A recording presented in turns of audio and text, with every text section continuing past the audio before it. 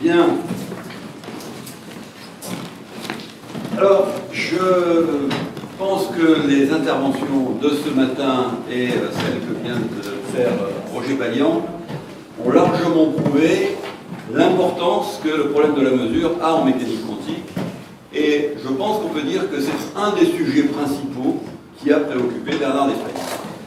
Toute son œuvre a tourné, d'une certaine manière, autour de ce problème de la mesure mécanique quantique, qui est un des sujets qui pose le plus de difficultés, justement, quand on s'intéresse aux interprétations. Si on ne s'y intéresse pas, comme on l'a rappelé tout à l'heure, calculate, c'est simple, mais dès qu'on veut vraiment rentrer dans les problématiques d'interprétation, ce problème de la mesure est vraiment au centre des préoccupations. Alors j'ai rappelé ce matin, très brièvement, comment Bernard d'Espagnat avait joué un rôle extrêmement important dans un article que j'avais écrit, qui était un article grand public, que j'avais écrit sur la décohérence en 1992 dans le Journal pour la Science, parce que la décohérence était à l'époque considérée comme, d'une certaine manière, réglant le problème de la mesure. Ça n'était pas consensuel de manière générale, mais une grande majorité de physiciens pensaient que la décohérence suffisait à résoudre, cette fois-ci définitivement, le problème de la mesure. Et Bernard d'Espagnat a été un des premiers, il n'a pas été le seul, il y a eu d'autres contributions, mais il a été un des premiers à montrer que les choses étaient plus complexes que cela, et que la décohérence ne suffisait pas à résoudre le problème de la mesure. Et je me souviens parfaitement, et je pense qu'on a été nombreux à le dire dans toutes les interventions, moi aussi je lui ai envoyé mon article. Il a dû recevoir beaucoup d'articles durant toutes ces années, puisque nous nous sommes tous référés à lui à chaque fois pour tester nos idées face au maître qu'il était.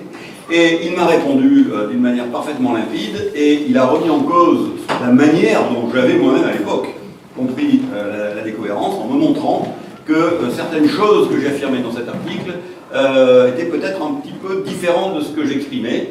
Et c'est grâce à lui qu'ensuite j'ai mieux compris que la décohérence apportait tout un ensemble, évidemment, de choses extrêmement positives pour mieux comprendre le problème de la mesure, mais que ça ne suffisait pas, loin de là, et que le problème de la mesure n'était pas réglé. Tout au long de ces années, nos discussions ont toujours été focalisées autour du problème de la mesure et des interprétations qu'on pouvait en tirer quant au rôle de l'observateur. Et ce que je voudrais vous présenter cet après-midi, c'est une interprétation que j'ai appelée le solipsisme convivial, ce qui est un terme qui choque beaucoup, parce que d'abord c'est une sorte d'antinomie, ce qui va très bien avec la mécanique quantique, mais que le terme de solipsisme joue un peu le rôle de repoussoir pour beaucoup de physiciens qui n'aiment évidemment pas cette dénomination. Mais c'est une interprétation qui vient directement de suggestions de Bernard d'Espagnat, et c'est de ce sujet-là dont nous avons parlé toutes ces dernières années, et encore quelques jours avant sa disparition, puisque j'ai écrit un papier qui est paru dans Foundations of Physics, que je lui ai dédié, ensuite quand il est paru, mais dont nous parlions encore quelques jours avant sa disparition. Alors, comme je le disais, le problème de la mesure est un des problèmes majeurs d'interprétation de la mécanique quantique, et il a suscité d'innombrables tentatives d'interprétation avec des divergences fondamentales entre les physiciens. C'est frappant de constater combien des physiciens parfaitement compétents, parfaitement experts, peuvent diverger quant à l'appréciation de ce type de solution. Et d'ailleurs, j'ai oublié de le dire ce matin quand on a parlé du livre qui est paru, Le monde quantique, et qui relate nos séances à l'Académie. Ce livre a été volontairement, parce qu'il l'a souhaité, conservé sous une forme qui n'est pas rédigée, comme on écrit un livre habituellement. Nous avons conservé le ton des débats. Et il souhaitait cela parce qu'il avait voulu que ce livre donne une idée de la manière dont la science se fait, et non pas dans la manière dont la science se raconte dans les manuels, où on a l'impression que les choses ont été en ligne droite. La science ne se fait pas comme ça. La science est un débat perpétuel avec des idées divergentes, avec des conflits quelquefois animés. On peut dire, pour ceux qui sont présents ici et qui étaient présents à ces séances, ils peuvent témoigner combien nos débats ont été animés quelquefois. Et Bernard d'Espagnat avait tenu à ce que cette ambiance, cette atmosphère, soit conservée dans le livre qui est paru. Alors ici, je vais parler de quelque chose d'un peu plus précis. Il s'agit, ça a été mentionné ce matin, de l'interprétation d'Everett, qui est une des interprétations qui a été donnée par Hugues Everett en 1957 pour résoudre le problème de la mesure, qui à l'époque n'avait pas été prise très au sérieux, puis qui a été remise au goût du jour d'une manière qui ne plaisait pas à Everett, mais qui a été remise au goût du jour par Graham et DeWitt quelques années plus tard, et qui connaît ces derniers temps un regain d'actualité, notamment parce que les cosmologistes l'aiment bien. Quand il s'agit de parler de l'univers dans son ensemble, l'interprétation d'Everett est commode, parce qu'elle évite de parler d'un observateur extérieur, vous allez comprendre pourquoi. Je vais vous présenter l'analyse et l'insatisfaction de Gaillard d'Espagna de cette interprétation, parce qu'il l'a analysé et il l'a critiqué, tout d'abord dans son premier livre, qui est Conceptual Foundations of Quantum Mechanics, en 1971, et il a repris cette critique et sa suggestion dans Le réel voilé en 1994. Et c'est en développant cette idée-là, et avec des nombreuses discussions avec lui, que j'ai développé ensuite cette suggestion sous une forme un peu plus amplifiée, et que j'ai appelé le solipsisme convivial pour une raison qu'on va voir. Alors j'ai développé le solipsisme convivial, d'une part en 2000 dans un livre que j'ai publié qui s'appelle Les limites de la connaissance, et plus récemment dans un article qui vient de paraître dans Foundations of Physics, et j'ai dédié cet article à Bernard d'Espagna, puisque d'une certaine manière il lui doit tout. Alors, rapidement, Roger Baillant vient de parler du sujet, je m'excuse de faire un peu de redite, mais je vais sans doute le dire différemment. Qu'est-ce que c'est que le problème de la mesure en mécanique quantique? Et je vais le présenter de manière extrêmement standard et extrêmement simple, sachant que, je m'excuse d'avance pour ceux qui ne sont pas physiciens, il y aura quelques équations. Je vais essayer de dire en mots ce que veulent dire les équations. Donc les équations sont là pour m'appuyer, mais à la limite on peut s'en passer d'une certaine manière. Donc, en mécanique quantique, il y a un phénomène fondamental, c'est le fait qu'il existe ce qu'on appelle des états superposés. Et les états superposés signifient tout simplement que ce sont des états dans lesquels peut se trouver un système quantique, mais dans lesquels les systèmes ne possèdent pas de valeur bien définie pour les propriétés macroscopiques que ces systèmes ont. Un objet macroscopique a une vitesse, par exemple, et une position bien définie. Un objet quantique peut être dans des états où il ne possède ni valeur de position définie, ni valeur d'impulsion bien définie, et c'est ce qu'on appelle des états superposés. Ces états superposés, ce que j'ai écrit ici, somme des CI-FI, les FI étant, pour chacun d'entre eux, on peut imaginer dans cette description-là, un état qui correspond à une valeur bien définie. Eh bien, ces états-là, ce vecteur d'état dont on a parlé tout à l'heure, va évoluer, et la mécanique quantique donne deux postulats d'évolution pour ces états. Un premier postulat qui est l'équation de Schrödinger, que j'ai écrit là, mais on peut l'oublier, l'essentiel c'est de savoir qu'il s'agit d'une équation linéaire qui va décrire l'évolution de cet état.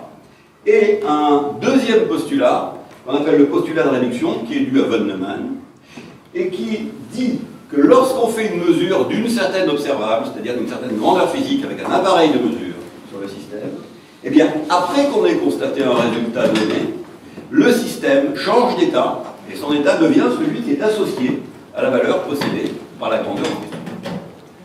Nous avons donc deux postulats d'évolution, et les choses pourraient paraître tout à fait normales s'il était possible de dire, tout simplement, eh bien, dans quel cas on utilise l'un et dans quel cas on utilise l'autre. Alors, beaucoup de physiciens, très pragmatiques au sens direct du terme, disent il n'y a pas de problème. Je suis physicien, je suis dans mon laboratoire, quand je fais une mesure, je sais ce que je fais. Donc je fais une mesure, eh bien, j'utilise le postulat de réduction. Je ne fais pas de mesure, eh bien, j'utilise l'équation de Schrödinger. Le problème, c'est que la mécanique quantique ne permet pas de définir à l'intérieur même du formalisme ce qu'est une mesure. Et toute la difficulté vient de là. Ou bien on met d'une certaine manière le problème sous le tapis en disant je sais ce que c'est qu'une mesure parce que je ne suis pas fou, quand j'en fais une je m'en rends compte, et ça n'est pas de la physique, c'est de la psychologie. Ou bien on veut faire de la physique qui est tout enfermée dans un système formel qui est complet et qui décrit en lui-même tout ce qu'il contient. Et dans ce cas-là, on est obligé de donner une définition à l'intérieur même du formalisme de ce qu'est une mesure. Et on va voir justement que c'est ce qui est impossible en mécanique quantique traditionnelle. Alors, je vous donne d'abord l'apparente contradiction qu'il y a entre les deux.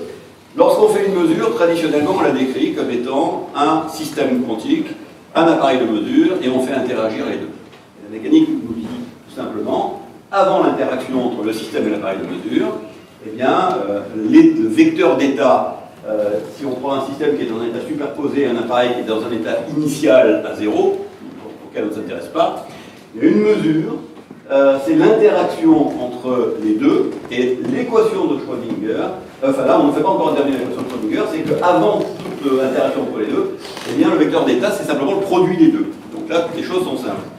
Maintenant, lorsqu'on fait interagir lors de la mesure le système et l'appareil, eh bien là nous avons deux possibilités d'évolution. Soit nous considérons que le système et l'appareil sont ensemble et constituent en eux-mêmes un grand système, et comme ce grand système-là est isolé, puisqu'on ne mesure pas le grand système constitué par le système plus l'appareil, il faut utiliser l'équation de Schrödinger.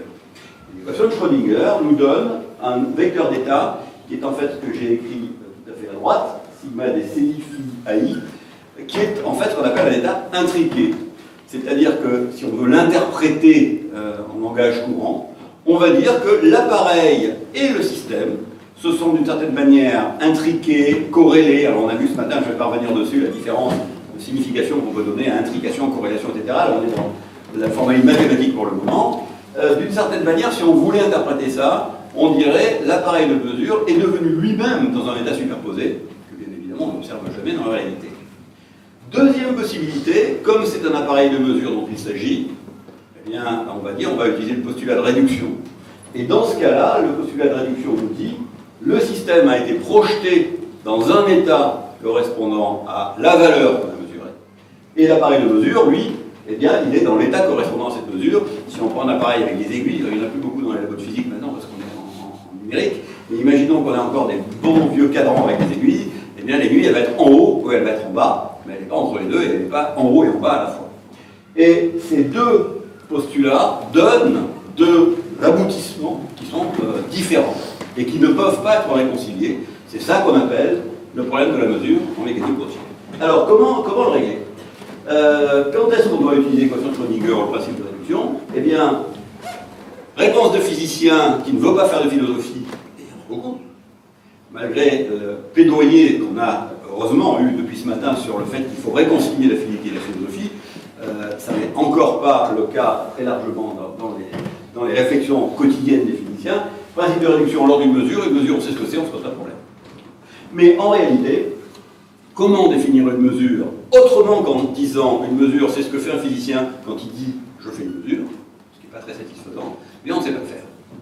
Alors, ce problème-là a été considéré par beaucoup, il y a beaucoup d'articles où cette phrase-là est présente. Il y a une incohérence dans le formalisme quantique. Ce qui, en toute rigueur, est vrai. Le formalisme quantique, d'une certaine manière, a des prescriptions qui sont incohérentes, parce que dans la mesure où il donne deux postulats sans préciser comment on doit utiliser l'un ou quand on doit utiliser l'autre, il est soit incomplet, soit incohérent. Et John Bell, notamment, a beaucoup insisté sur ce problème-là, ce qui a conduit à toutes les réflexions qu'on connaît par la suite. Alors, face à cela, plusieurs attitudes. Changer le formalisme. Je ne vais évidemment pas rentrer dans le détail. Énormément de tentatives ont été faites pour modifier la mécanique quantique, soit en changeant l'équation de Schrödinger et en lui ajoutant des termes complémentaires, soit en rajoutant ces fameuses variables cachées dont on a parlé un peu ce matin. Changer le formalisme en disant tel qu'il est, il ne correspond pas. Je ne vais pas m'intéresser à ça, puisque avec Bernard d'Espagna, nous essayions de réfléchir à l'époque, enfin jusqu'à la fin, au sein même du cadre de la mécanique quantique non modifiée. Everett, une des propositions qui ne change pas la mécanique quantique, et donc Bernard d'Espagna a analysé en détail la théorie des états relatifs d'Everett. Et donc, cette théorie est sortie en 1957, et en 1971, eh bien, dans Conceptual Foundations of Quantum Mechanics, Bernard d'Espagna consacre plusieurs pages de ce livre à analyser la position d'Everett. Alors, évidemment, pour que je puisse vous expliquer de quoi il s'agit, je vous présente rapidement la position d'Everett. Everett était totalement repoussé, il dit même it's disgusting, par le principe de réduction, qu'il trouvait répugnant. Et il avait donc proposé à son directeur de thèse, qui était John Wheeler, une interprétation qui permettait de se passer entièrement du principe de réduction et qui restait dans le cadre où la mécanique quantique était une mécanique où il n'y avait que l'équation de Schrödinger. Il oubliait donc le principe de réduction. Pour Everett, l'état superposé, donc ce que j'ai montré tout à l'heure, l'état intriqué, n'est jamais réduit. Et lorsque on doit avoir des systèmes qui interagissent entre eux, qu'ils soient microscopiques ou macroscopiques, eh bien ces systèmes s'intriquent. Et l'univers doit être considéré dans son ensemble, il n'y a rien d'extérieur, tout est à considérer globalement, et il évolue de manière déterministe et uniquement selon l'équation de Schrödinger. Alors bien évidemment, une fois qu'on a dit ça, c'est cohérent pas de contradiction interne, sauf que l'objection immédiate qu'on fait, c'est si c'est ça qui décrit l'univers, comment explique-t-on ce qu'on voit? Parce que ça ne correspond pas à ce qu'on voit. Donc il faut donner une règle de plus permettant d'expliquer ce que nous voyons. Et Everett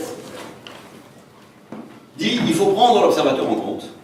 Et à ce moment-là, l'observateur lui-même se corrèle, s'intrique avec l'appareil de mesure et avec le système. S'intriquant, il est lui-même dans un état superposé, ce qui ne permet toujours pas de résoudre le problème, parce que, à part quand on a un peu abusé de certaines substances, on se sent rarement dans des états superposés. Et en fait, Everett nous dit quelque chose de plus. Il nous dit qu'il faut interpréter cet état d'une manière particulière. Et l'interprétation passe par une remarque qui est un principe supplémentaire qu'Everett ajoute, principe d'interprétation, qui est le principe de la relativité des états pour un système composé. Everett nous dit un système composé qui est dans un état intriqué de cette manière-là a un vecteur d'état global, mais aucun des sous-systèmes de ce système composé n'a par lui-même un état absolu. Les états des sous-systèmes ne peuvent être considérés que comme relatifs aux états corrélés des autres sous-systèmes composant le système global. Et c'est là la clé qui permet de comprendre l'interprétation d'Everett, c'est cette notion d'état relatif. L'état n'est plus absolu, mais pour un individu qui est dans cet état superposé, eh bien, chacun des OI, donc chacun des composants de ce que nous sommes devenus dans notre superposition en quelque sorte, correspond à un observateur qui, relativement à lui, a vu le résultat ici. Et Everett assume jusqu'au bout, ce qui n'est pas forcément le cas des interprétations qui ont été données ensuite d'Everett. Il faut savoir qu'Everett a donné ensuite lieu à des multiples interprétations de l'interprétation d'Everett qui ont été présentées de manière différente, et même l'interprétation de Graham et de Witt qui a été présentée en 71, Everett avait mis dans la marge du manuscrit que lui avait donné Everett, bullshit. C'est historiquement réel. Donc il n'était pas du tout d'accord avec cette interprétation, qui est une interprétation, bon je ne vais pas la montrer dans le détail, mais qui sépare le monde en autant d'univers indépendants qu'il existe de possibilités de résultats de mesure. Pour Everett, ça n'était pas le cas. La thèse initiale d'Everett consistait à dire qu'il n'y a qu'un seul univers qui ne se sépare pas. Toutes les branches qui sont correspondantes ici sont des branches réelles, qui coexistent dans un sens réaliste fort. Everett était réaliste, même si son réalisme est un peu étrange. Et chaque branche correspond à un observateur ayant eu l'impression, où il parlait de crochet mémoire, c'est-à-dire d'enregistrement, ce qui nous assimilait à des machines, capables d'enregistrer les résultats, et la perception que nous avions de l'univers, c'était ce que nous avions en mémoire enregistré. Dans ce cas-là, chacun des composants était un observateur ayant vu le résultat. Alors, évidemment, il y a un certain nombre de difficultés qui ont été soulevées depuis des milliers de pages décrites sur l'interprétation d'Everett.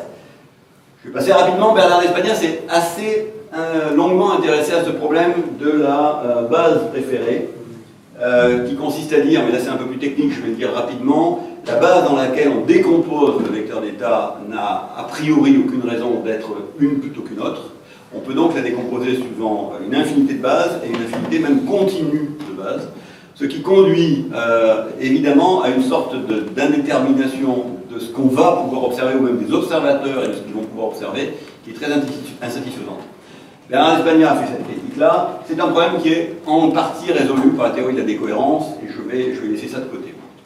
La deuxième des grosses difficultés, qui à mon sens n'est toujours pas résolue, bien qu'il y ait beaucoup de papiers sur ce sujet, mais qui me semble insatisfaisant, c'est de retrouver la règle de Born, c'est-à-dire de retrouver l'interprétation probabiliste de l'interprétation d'Everett.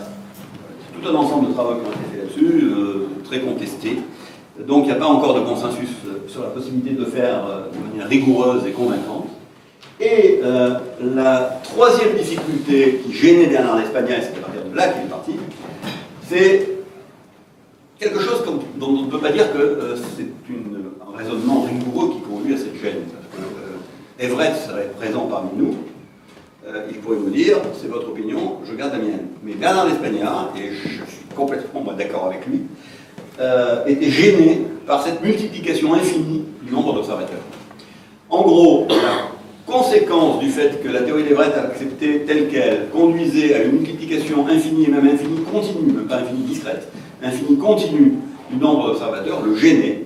Il trouvait ça pas économique. Alors il y a des gens qui rétorquent que l'économie était non pas dans l'ontologie du nombre d'observateurs, mais au contraire dans les principes, puisqu'il y avait un principe de moins. Ce sont des discussions épistémologiques extrêmement intéressantes qu'on peut avoir. Toujours est-il que Bernard d'Espagna était gêné par cela, et qu'en 1971, il a examiné la possibilité qu'au lieu que chacun des OI représente un observateur et a une perception particulière, eh bien en fait, c'est ce qu'il a appelé un modèle explicitement dualiste. C'est le titre de ce paragraphe qu'il a écrit, un modèle explicitement dualiste. En gros, il considérait qu'il y avait une distinction à faire entre l'état physique, alors ça il a écrit en page 275 de Conceptual Foundation et en page 269 du réel volé.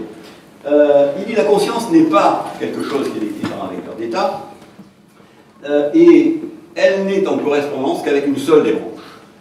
Nous avons donc dans son idée un modèle où il y a une fonction non intriquée superposée, dans laquelle le cerveau même de l'observateur est lui-même dans un état physique superposé, mais où la conscience qui est à l'extérieur, elle n'est en correspondance qu'avec une seule des branches. Et il a dit, il faudrait explorer cette possibilité-là, parce que ça permettrait de rendre compte de ce que nous voyons sans avoir des infinités d'observateurs conscients chacun de choses complètement différentes. Alors c'est cela que j'ai développé et dont j'ai parlé essentiellement dans mes dernières discussions avec lui ces dernières années. Le solipsisme convivial, vous allez voir pourquoi ça s'appelle comme ça, fait appel à deux principes. L'un qui est le mécanisme d'accrochage et qui n'est rien d'autre en fait que l'explicitation formelle de cette idée initiale de Bernard d'Espagna sur le fait que la conscience ne s'accroche qu'à une seule branche.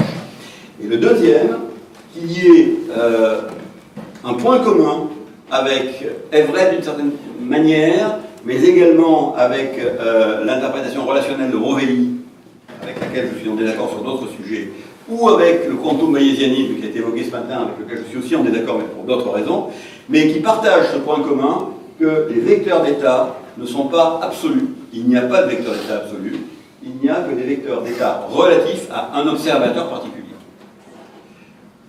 À partir de là, eh bien, je détaille le mécanisme d'accrochage.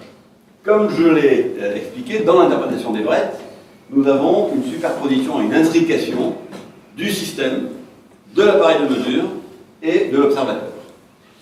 Cette intrication concerne les états physiques du système et d'appareil de mesure, dont on peut supposer qu'ils ne sont pas conscients, mais de l'observateur humain qui, lui, jusqu'à dernière preuve, jusqu'à preuve du contraire, a en tout cas l'impression d'être conscient et a des perceptions.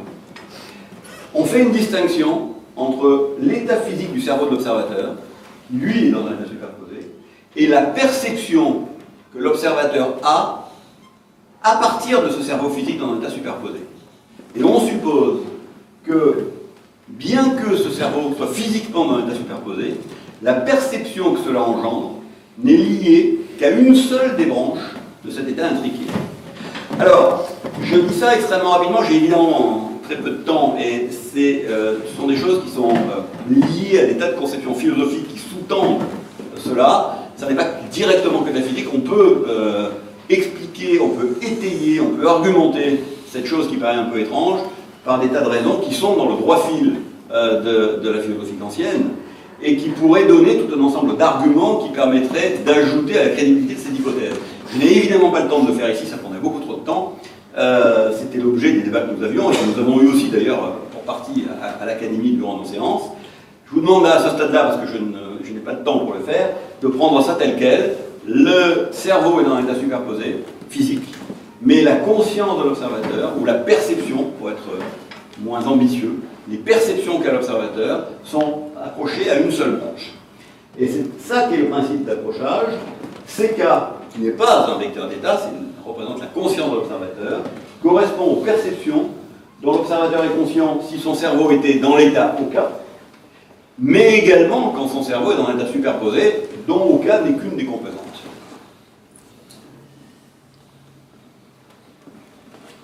Par ailleurs, la probabilité, et ça c'est un argument complémentaire, la probabilité que ce soit la branche K qui soit choisie pour cette perception, eh bien, elle suit la règle de Born, c'est-à-dire qu'en plus, cela est conforme, évidemment, à la règle de Born et que ça échappe aussi au problème de probabilité que la mécanique quantique, que l'interprétation des Brett a. Alors, il faut être tout à fait honnête, bien sûr que ça y échappe parce qu'on le rajoute, hein, ça ne sort pas tout seul, mais c'est explicitement dans le formalisme, et le but que j'avais en développant cette interprétation est essentiellement d'aboutir à quelque chose qui rende compte de nos perceptions, mais qui soit cohérent et rigoureux, sans qu'on puisse dire il manque quelque chose. Alors, je donne la suite du principe d'accrochage qui est très important. C'est la propriété suivante, c'est que lorsque la perception est accrochée à une des branches, eh bien, elle y reste, d'une certaine manière. C'est-à-dire que lors de mesures subséquentes, eh bien, nous allons pouvoir nous accrocher à toutes les branches qui sont filles de cette branche à laquelle on s'est initialement accroché. Et cela permet beaucoup de choses, et entre autres, cela permet de voir que lorsque nous répétons un résultat sur un système qui a déjà été mesuré, eh bien, nous retomberons bien sur le même résultat, ce que garantit le principe de réduction, bien entendu. Alors maintenant, la question est la suivante, c'est est-ce que les conflits entre observateurs, et je vais juste donner un exemple illustratif pour conclure, sont possibles? Et Bernard d'Espagne avait insisté là-dessus. Une communication entre deux observateurs s'apparente à une mesure qu'un observateur fait sur un autre observateur. Quand on parle, eh bien, on communique par des moyens physiques, que ce soit des signaux, de la lumière, de la parole, du son. Ce sont des moyens physiques. Et donc, il n'y a pas de différence entre parler à quelqu'un et le mesurer, si on considère que l'observateur, la mythe Wigner, pour ceux qui savent, n'est rien d'autre qu'un système physique, même s'il est conscient par ailleurs. À partir de là, on peut démontrer qu'il n'y a pas de conflit possible. Alors, je vais prendre un exemple le plus simple possible. Imaginons que deux observateurs, alors je les ai appelés Bob et Charles, alors d'habitude c'est plutôt Alice et Bob, je les ai appelés Bob et Charles parce que j'avais déjà un A dans les équations, donc j'ai préféré avoir un C parce que je ne savais pas comment faire et je ne voulais plus changer l'appareil pour l'appeler autrement. Donc Bob et Charles font l'un après l'autre la même mesure sur un système. Alors pour Bob, eh bien, comme je l'ai dit tout à l'heure, je ne vais pas le redire, ils s'intriquent avec le système et l'appareil de mesure, et à la fin de leur interaction, eh bien, ils sont dans cet état intriqué. C'est l'état physique de Bob, l'appareil de mesure et le système. Mais la conscience de Bob s'accroche à l'une des deux branches, c'est-à-dire que la conscience initiale de Bob devient l'un des cas possibles. Pour Charles, eh bien, c'est la même chose. Lui, il s'intrigue aussi, et sa conscience devient un K'. Mais il n'y a aucune raison pour que K égale K'. Alors, est-ce qu'il y a conflit? Eh bien non, il n'y a pas de conflit. Alors pourquoi il n'y a pas de conflit? Eh bien, tout simplement, on va le reprendre. Après que Bob ait fait sa mesure, Charles sait une seule chose. Il sait que l'état de Bob s'est intriqué avec celui du système. Et donc, l'état de Bob, comme on l'a vu, c'est celui-là, et Charles ne connaît que ça, de l'état de Bob, du système et de l'appareil. La conscience de Bob est accrochée à la branche K, comme on l'a vu, mais Charles, il n'a pas accès aux états internes de conscience de Bob. Par conséquent, pour Charles, la valeur de l'état est celle-là. Il ne sait pas ce qu'a vu Bob tant qu'il ne lui a pas parlé. Et donc, tant qu'il n'a pas fait de mesure sur Bob, c'est-à-dire tant qu'il ne lui a pas parlé, ça reste la première équation. En revanche, lorsque Charles fait sa mesure sur le système, il va s'intriquer à son tour, et donc le vecteur global d'état qui concerne le système, l'appareil de mesure, Bob et Charles devient ce vecteur plus global. Et ce qui va se passer, c'est que la conscience de Charles, comme on l'a vu, va s'accrocher à l'une de ses branches, qui n'est pas forcément la même que celle à laquelle Bob était accroché, et Bob va parler à Charles. Et c'est là que l'horreur se produirait si Bob et Charles étaient en désaccord. Ce n'est évidemment pas ce que prédit la mécanique quantique. Mais comme la parole de Bob vis-à-vis de Charles revient à ce que Charles fasse une mesure sur Bob, eh bien, le mécanisme d'accrochage dit que Charles étant accroché à la branche K, ne peut obtenir comme mesure au système intriqué qu'une fille de la branche à laquelle il est déjà accroché. Ce faisant, il va s'accrocher à la branche K', qui est celle, pour Charles, où Bob a vu K', même si Bob n'en est pas conscient. Et par conséquent, eh bien, il ne peut pas y avoir de désaccord lorsqu'ils se parlent entre ce qu'a vu Bob et ce qu'a vu Charles. Alors, immédiatement, quand on présente ce type de choses, la question surgit. Mais alors, enfin, on en est où? Qu'est-ce qui se passe? Qui a vu quoi et qu'est-ce qu'il en est en réalité? Est-ce qu'il est possible que Bob ait vu K et dise K'? Bon. Eh bien, c'est là que le pas qui est nécessaire à franchir, Michel l'a dit ce matin, il va être encore un peu plus grand que ce qu'a proposé Michel ce matin, c'est que la question de savoir ce qu'a vu Bob et ce qu'a vu Charles est une question qui ne peut pas être posée dans ce cadre-là, parce qu'elle ne peut être posée que du point de vue d'un méta-observateur qui est capable d'avoir accès aux états de conscience de l'un et de l'autre. Et cet état de conscience n'est pas accessible à un observateur extérieur. Il n'existe pas. Par conséquent, cette question-là, qui est grammaticalement correcte, n'a pas le droit d'être posée dans ce type d'interprétation.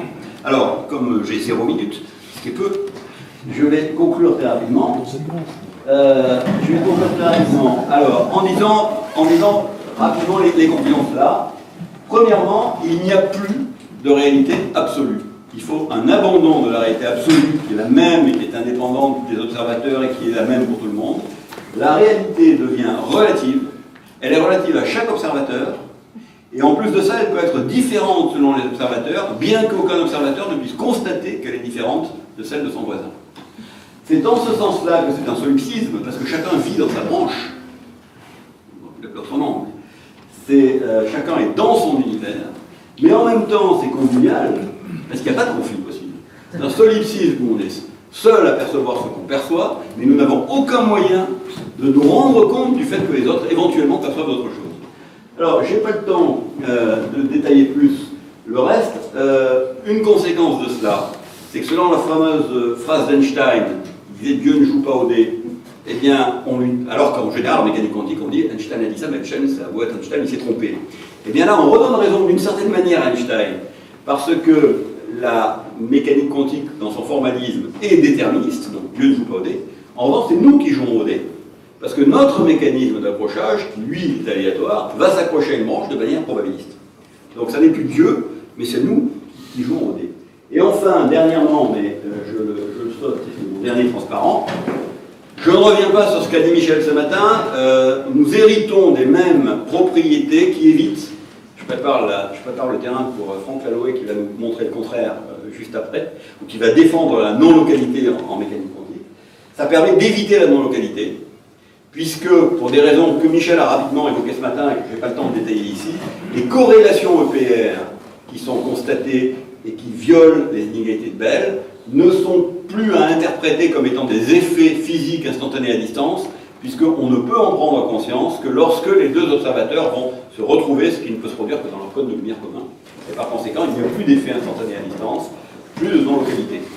Le prix à payer pour ça, eh bien, c'est un abandon total de la réalité absolue, et c'est une réalité qui est relative à chaque observateur, et qui est totalement différente de la réalité à laquelle l'intuition nous a habitués. Alors c'est de ces points-là, sur le plan philosophique, que je discutais avec Bernard Despagna avant sa disparition, et sur lesquels nous essayions à l'époque d'approfondir les choses, sachant que je peux vous dire, et j'aurais aimé pouvoir poursuivre cette discussion qui malheureusement a été interrompue par sa disparition, il émettait un certain nombre de réticences, ça ne nous plaisait pas, sur la notion d'état relatif. Il n'avait pas aimé les interprétations relatives ni du quantum-bayésianisme, ni de l'interprétation relationnelle de Rovelli, et le fait que j'ai rajouté dans cette interprétation quelque chose d'équivalent, à savoir que les états sont relatifs, et quelque chose qu'il n'aimait pas parce que sa conviction philosophique profonde était une sorte d'unité globale, la même pour tous. Et c'est ce point-là que nous discutions juste avant cette disparition.